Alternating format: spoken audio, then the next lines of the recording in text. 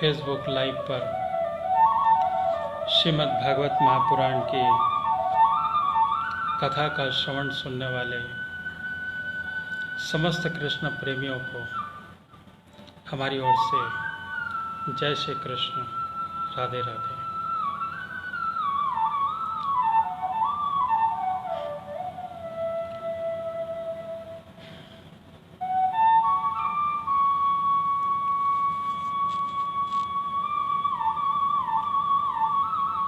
चार बजने पर मंगलाचरण, गुरुचारण, उसके बाद एक प्यारा सा भजन कीर्तन और फिर श्रीमद् भागवत महापुराण की कथा का श्रवण करेंगे।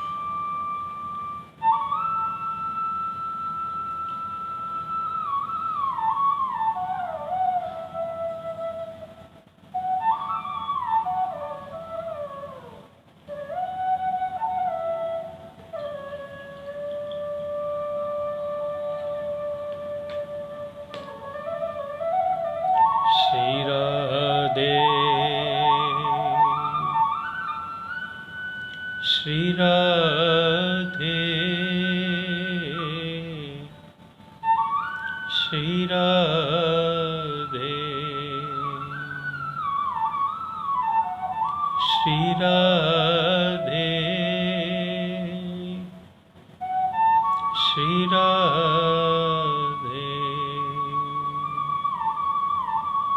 श्री राधे श्री राधे श्री राधे श्री राधे। मेरे साथ फेसबुक लाइव पर भगवान श्री कृष्ण की प्रेम लीलाओं का रसपान करने के लिए समस्त कृष्ण प्रेमियों को हमारी ओर से जय श्री कृष्ण, राधे राधे।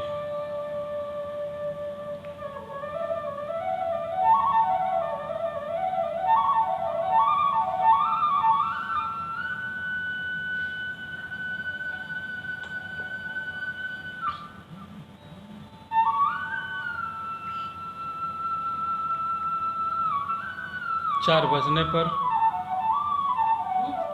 मंगलाचरण, गुरुचारण और उसके बाद पर श्रीमद् भागवत महापुराण की कथा का श्रवण होगा।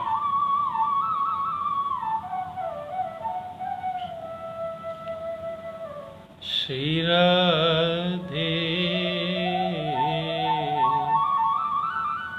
श्री राधे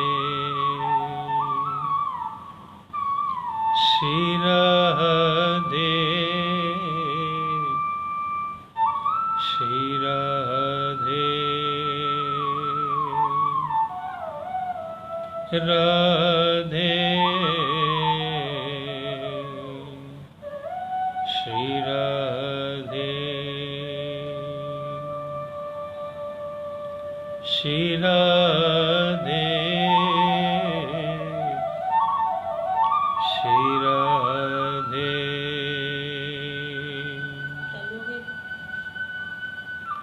श्री राधे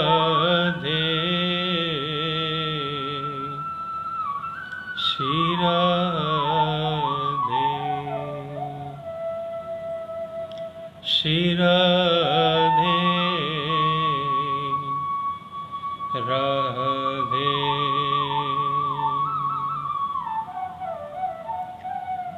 चार बज रहे हैं। मंगलाचरण, गुरुचारण आइए करते हैं साथ में। उसके बाद पर श्रीमद् भगवान श्री राधा कृष्ण की प्रेम लीलाओं का रसपान करने के लिए प्यारा सा भजन। बोलो श्री राधा कृष्ण भगवान की जय, बोलो गणेश भगवान की जय। बोलो लंबोदर महाराज की जय। बोलो पितृदेवता की जय। बोलो श्रीमद् भागवत महापुराण की जय। त्वमेव मातास्य पितास्य त्वमेव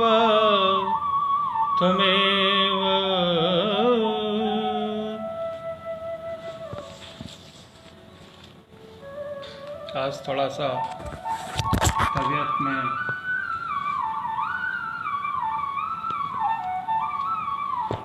ढीली चल रही है। त्वमेव मातास्य पितास्य त्वमेव बन्धु सखास्त्वमेव त्वमेव विद्या द्रविणं त्वमेव सर्वं मम देव देवा। गुरु ब्रह्मा गुरु विष्णु गुरुदेवो महेश्वराय गुरु साक्षात् परब्रह्म तस्मै श्री गुरुवे नमः। मंगलम भगवान विष्णु मंगलम गरुड़ध्वज मंगलम पुंडरीकाक्षाय मंगलाय तनो हरि। वक्रतुंड महाकाय सूर्यकोटि संप्रभ निर्विघ्नं कुरुर्मदेव सर्वकार्येषु सर्वदा। एकदन्तो महाबुद्धि सर्वेषु गणनायक सर्वसिद्धकरो देवा गौरीपुत्र विनायक। सिन्दूरवर्णं द्विभुजं गणेशं लम्बोदरं पद्मदले निविष्टम् ब्रह्मादिदेव्यपरिसेव्यमानं सिद्धं युतं तं प्रणमामि देवम्।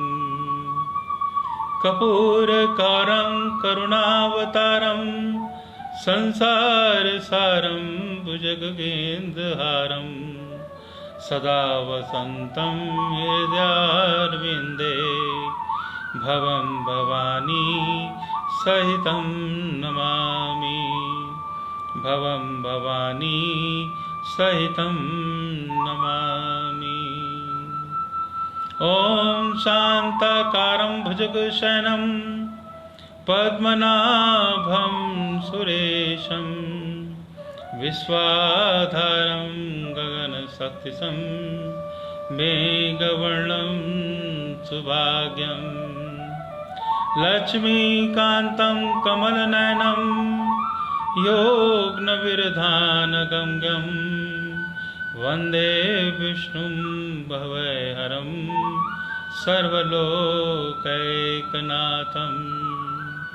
श्रीनारायण श्रीनारायण श्रीनारायण।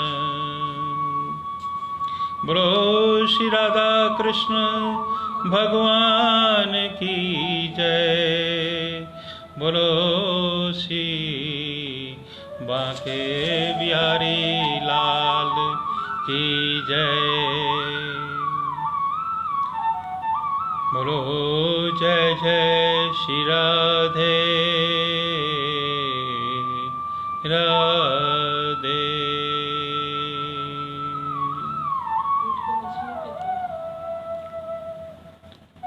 आइए भगवान श्री कृष्ण की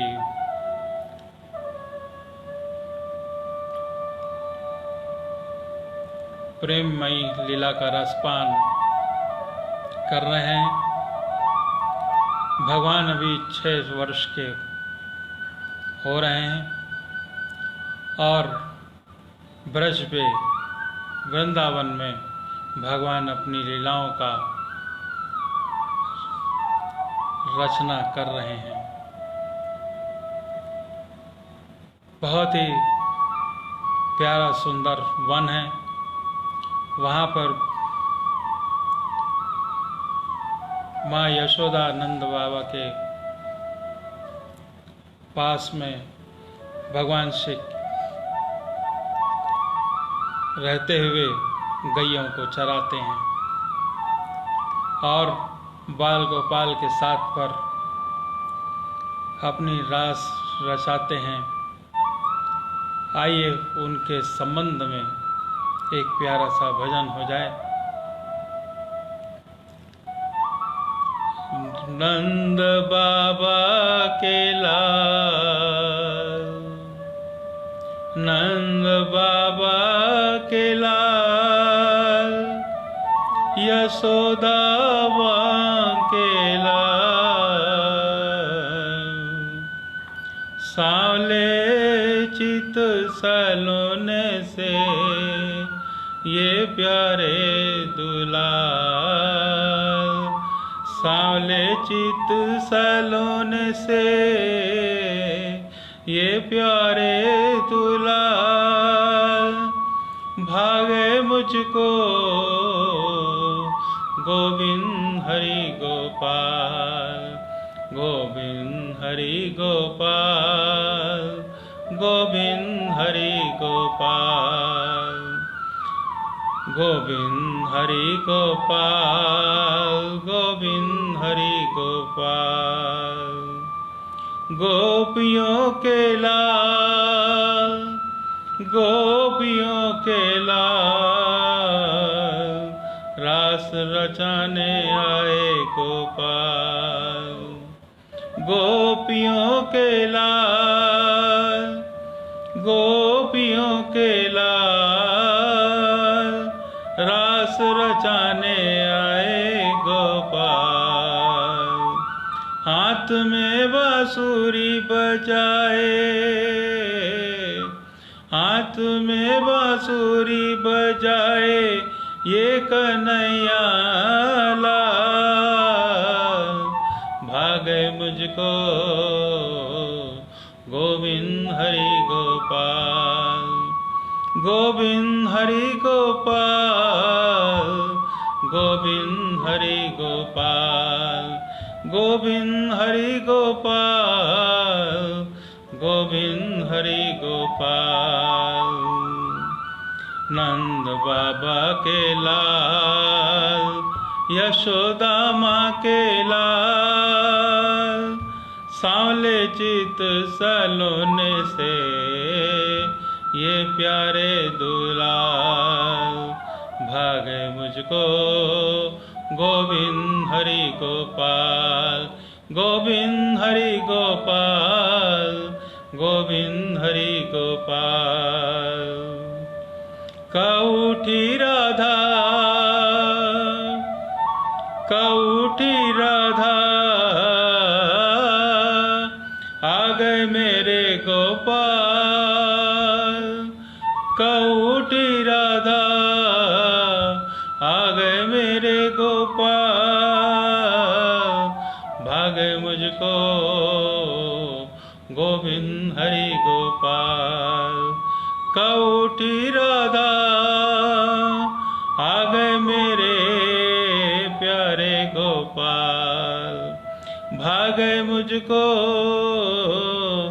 गोविंद हरि गोपाल, गोविंद हरि गोपाल, गोविंद हरि गोपाल, गोविंद हरि गोपाल, गोविंद हरि गोपाल।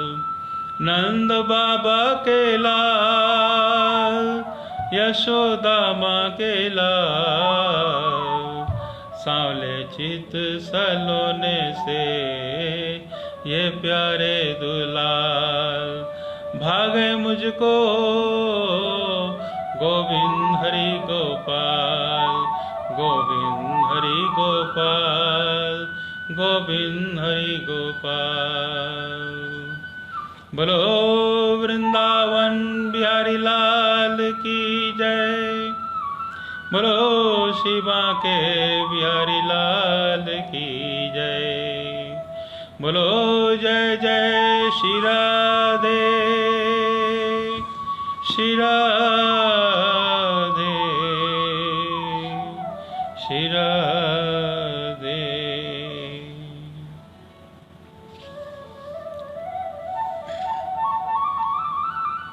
कल की कथा पे हमने भगवान के द्वारा काली नाग का उद्धार हुआ और प्रलंबासुर का वध हुआ। अब आपकी भगवान की दूसरी रचना पढ़ते हैं। आज गौओं और गोपों से दावानल को बचाने का लीला करते हैं, आज उसको श्रवण करते हैं। बोलो श्री बाल कृष्ण गोपाल की जय।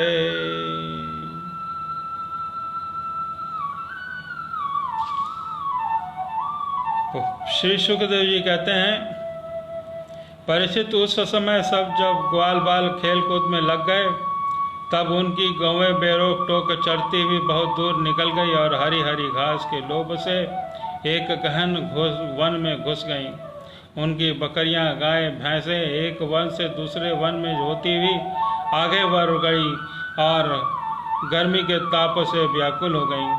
वे बेसुध होकर अंत में डकराती हुई सरकंडों के वन से घुस गईं।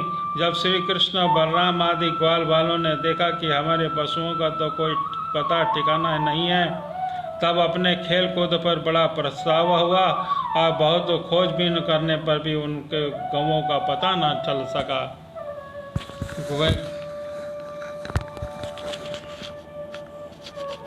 गौवें तो ही ब्रजवासियों की जीविका का साधन थी, उनसे न मिलने से वे अचेत हो रहे थे और सब वे गौओं के खुर और दांतों से कटी हुई घास तथा पृथ्वी पर बने हुए खुरों के चिन्हों से उनको पता लगाते हुए आगे बढ़े।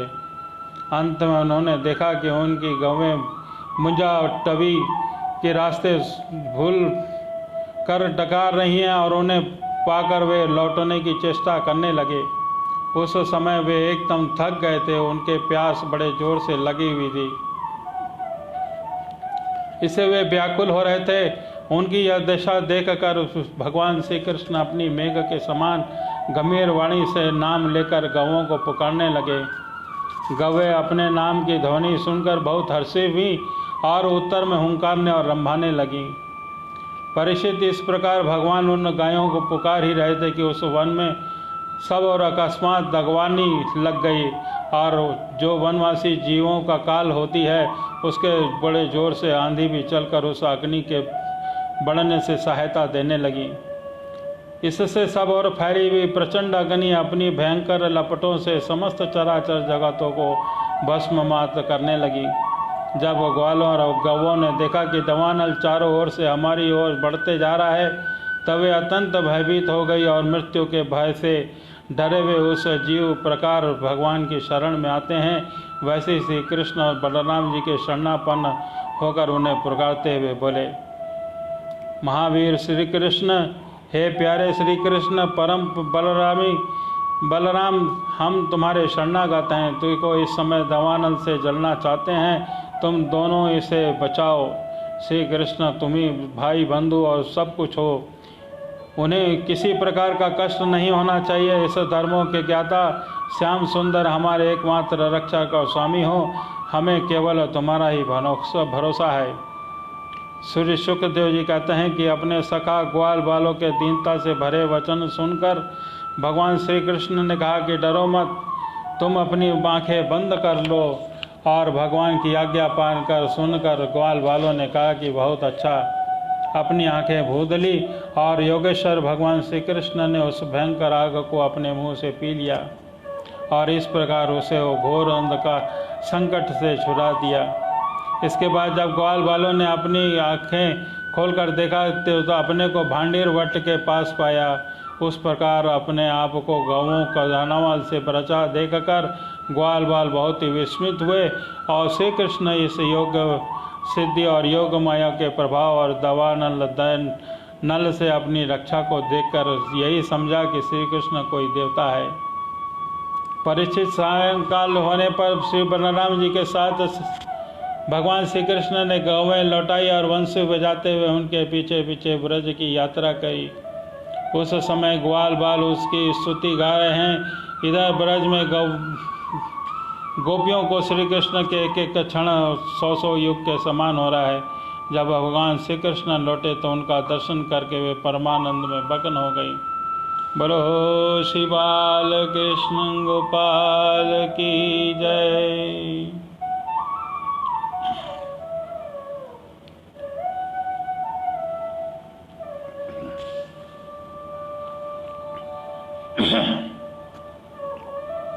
श्री सुखदेव जी कहते हैं कि परीक्षित, ग्वाल बालों ने घर पहुंचकर अपनी माँ, बहन और स्त्रियों से श्री कृष्ण और बलराम जी ने जो कुछ अद्भुत कर्म किए दानावल से उसको बचाना, प्रलंब को मरना इत्यादि सब का वर्णन किया। बड़े बड़े बूढ़े गोपियों को भी राम और श्याम की अलौकिक लीलाएं सुनाकर विस्मित हो गई और ऐसा मानने लगे कि श्री कृष्ण और बलराम के वेश में कोई बहुत बड़े देवता और ब्रज में पधारे हैं।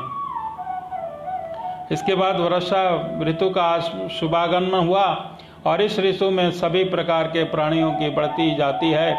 उसी समय सूर्य और चंद्रमा का बार बार प्रकाशमय मंडल फैलने लगता है। बादल, वायु, चमक, कड़क आदि आकाश शुद्ध सा दिखने लगा। आकाश में नीले और घने घोर घिर जाते और बिजली लगने लगती। बार बार घड़घड़ाहट सुनाई पड़ती और सूर्य चंद्रमा ढके रहते। इसके आकाश की कोई ऐसी शोभा रहती जिसे ब्रह्म स्वरूप होने के कारण गुणों को ढक जाने कर जीव की होती है। सूर्य ने राजा की तरह पृथ्वी रूप में प्रजा की 8 महीने तक जल का कर ग्रहण किया था। अब आने पर भी अपने किरण के करों से उसे बांटने लगे। जैसे दयालु पुरुष सब देखते हैं प्रजा बहुत ही पीड़ित हो रही है, तब वे दया परश होकर अपने जीवन प्राण तक निछावर कर देते हैं। जैसे ही बिजली की चमक से शोभायमान घनघोर बादल तेज हवा से प्रेरणा से प्राणियों के कल्याण के लिए अपने जीवन स्वरूप को जल को बरसाने लगे। जैसे आषाढ़ की गर्मी से पृथ्वी सूख रही थी, अब वर्षा के जल से खींचकर वह सब हरी भरी हो गई। जैसे सकाम भाव से तपस्या करते समय तो पहले शरीर दुर्बल हो जाता है, अब उसका फल मिलता है, हष्ट पुष्ट हो जाता है। वर्षा के सायंकाल में बादलों से घना अंधेरा छा जाने पर ग्रह तारों का प्रकाश तो नहीं दिखाई पड़ता, परंतु जगनू चकने लगते हैं। जैसे कलयुग की पाल की प्रलपात होने से प्रखंड मतों का प्रचार हो जाता है, वैदिक संप्रदाय लुप्त हो जाते हैं। जो मेंढक पहले चुपचाप तो सो रहे थे, अब वह बाजुलों की गरज से चटर करने लगे। जैसे नित्य नियम से निवृत्त होने पर गुरु के आदेशानुसार ब्रह्मचारी लोग वेद पाठ करने लगते हैं। छोटी छोटी नदियां जो जेठ आषाढ़ में बिल्कुल सूखने आ गई थी, वे उमड़ उमड़ कर अपने आप को घेरे में बाहर करने लगी। जैसे अचेंद्रिय पुरुष के शरीर और धन संपत्तियों का कुमार्ग उपयोग होने लगता है, वहीं कहीं हरी हरी घास हरियाली तो कहीं बीर भटू को लालिमा और कहीं कहीं बरसाती छत्ते के कारण वह सफ़ेद मालूम होती थी। इस प्रकार उसकी ऐसी शोभा हो रही थी जैसे मानो राजा की रंग बिरंगी सेवा हो। सब खेत अनाजों से भरे हुए लहलहा रहे थे। उन्हें देखकर किसान तुम्हारे आनंद के फूल समाते न थे, परंतु सब कुछ प्रारब्ध के अधीन है। इस बात को जानने वाले धनियों से चित्त में बड़ी जलन हो रही थी कि हम सब इन्हें अपने बंजों से कैसे रख सकेंगे। नए बरसाती जल के सेवन से सभी जलकर और थलकर प्राणियों की सुंदरता बढ़ गई और इससे भगवान की सेवा करने के बाहर और भीतर दोनों ही रूप से सुधर जाते हैं। वर्षा ऋतु में हवा के झोंकों से समुद्र एक तो यूं ही उताल तरंग से युक्त हो रहा था और नदियों के संयोग से वह और शुद्ध हो उठा, जैसे उनके ही वासना युक्त योगी का चित्त विषयों का संपर्क होने पर कामनाओं को बाहर आ जाता है। मूसलाधार वर्षा की चोट खाटे रहने पर पर्वतों को कोई व्यथा नहीं होती है, जैसे दुखों की भरमार होने पर उन पुरुषों को किसी प्रकार की व्यथा नहीं होती है। उन्होंने अपना चित्त भगवान को ही समर्पित कर दिया।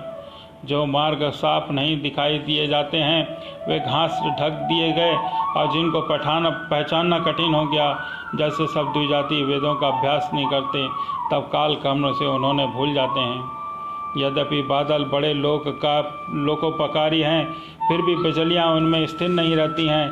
ठीक वैसे ही जैसे चपल अनुराग वाली कामनी स्त्री और गुणी पुरुषों के पास स्थिर भाव से नहीं रहती हैं। आकाश मेघों और तर्जन से भर रहा है, उसमें निर्गुण इंद्रधनुष की वैसी ही शोभा हुई जैसे सत्य रज और आदि गुणों के क्षोभ से होने वाले विश्व के बखेड़े में निर्गुण ब्रह्मा की हो।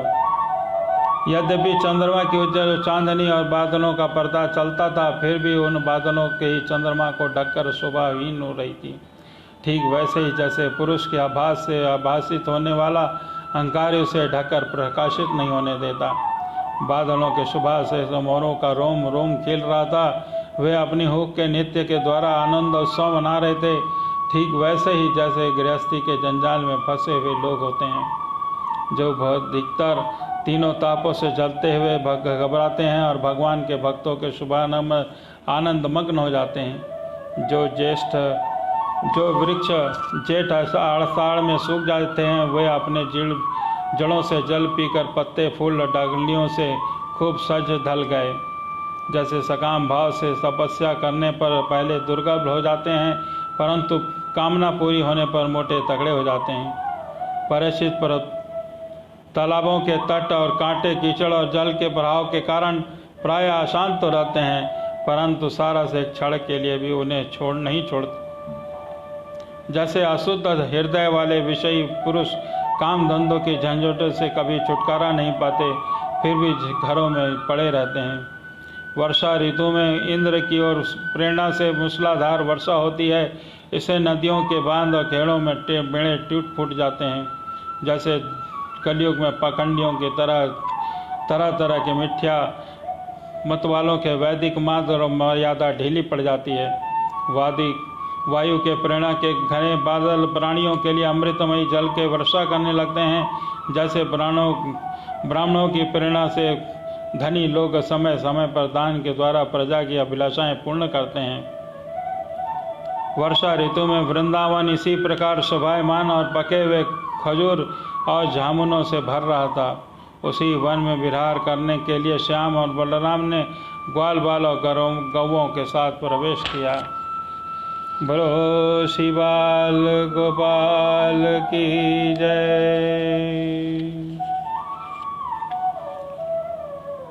गौएं अपने थनों के भारी भार के कारण बहुत ही धीरे धीरे चल रही थी। जब भगवान श्री कृष्ण उनका नाम लिकार कर पुकारते, तब वे प्रेम परवश होकर जल्दी दौड़ने लगती और उस समय भगवान के थनों से दूर की धारा गिरने लगती।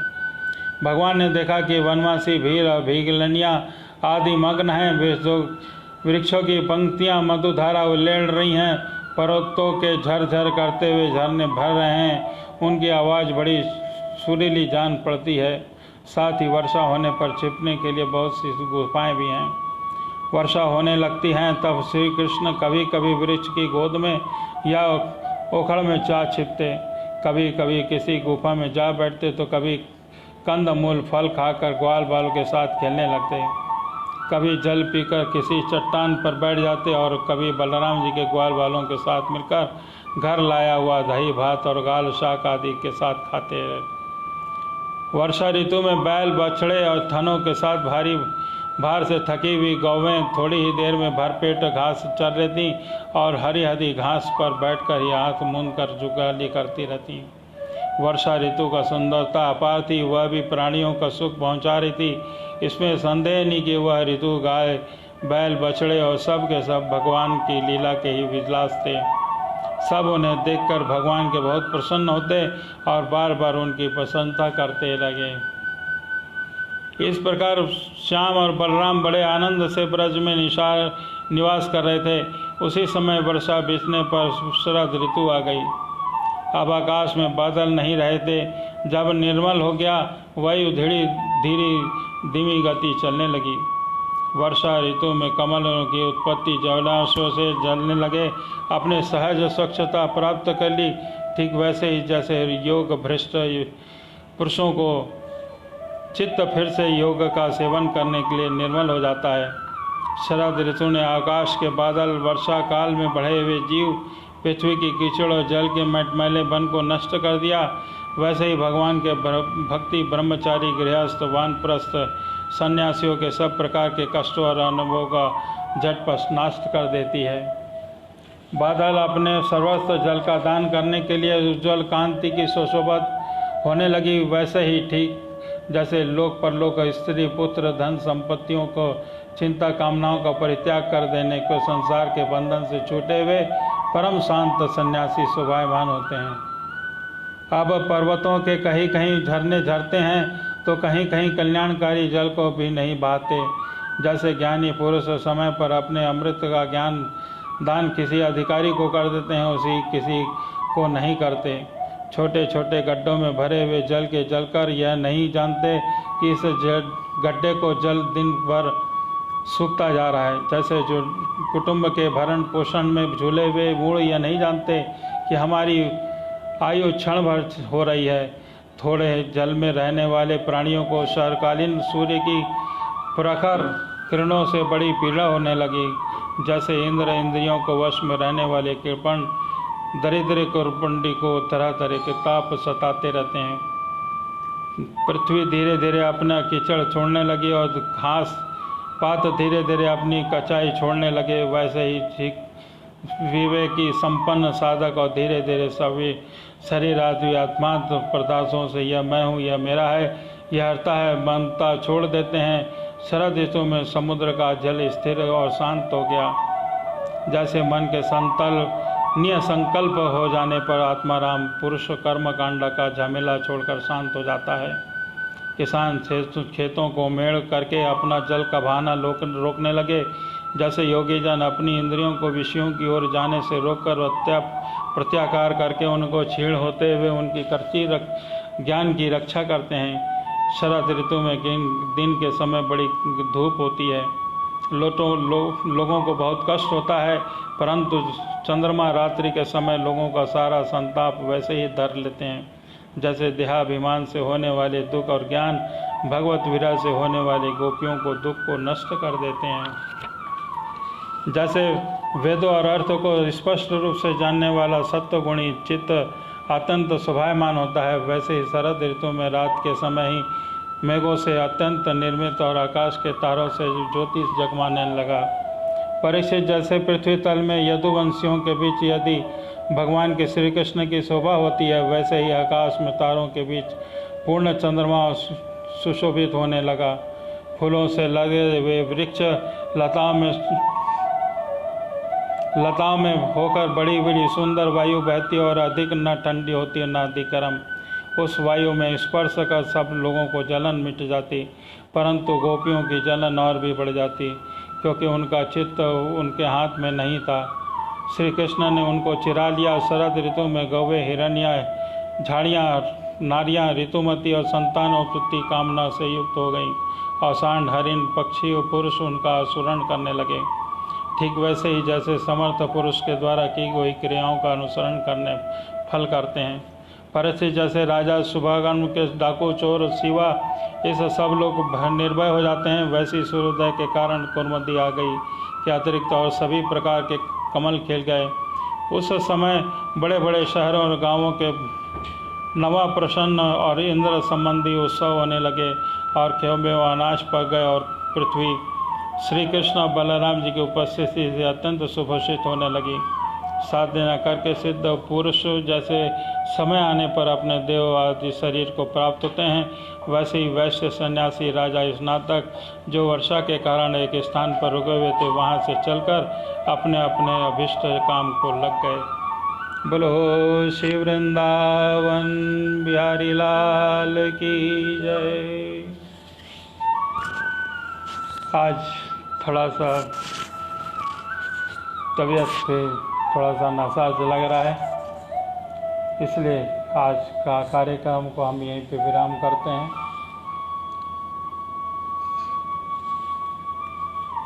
श्री राधे।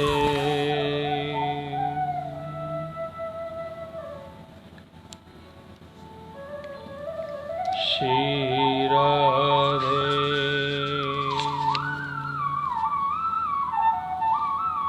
गोविंद बोलो हरि गोपाल बोलो, गोविंद बोलो हरि गोपाल बोलो, गोविंद बोलो हरि गोपाल बोलो, राधा रमण हरि गोविंद बोलो, गोविंद बोलो हरि गोपाल बोलो, गोविंद बोलो हरि गोपाल बोलो, राधा रमण हरि गोविंद बोलो, गोविंद बोलो हरि गोपाल बोलो, राधा रमण हरि गोविंद बोलो। आज की कथा को तबीयत थोड़ा सा नासाज होने के कारण आज यहीं पर विराम करते हैं। मेरे साथ फेसबुक लाइव पर समस्त कृष्ण प्रेमियों को जय श्री कृष्ण, राधे राधे।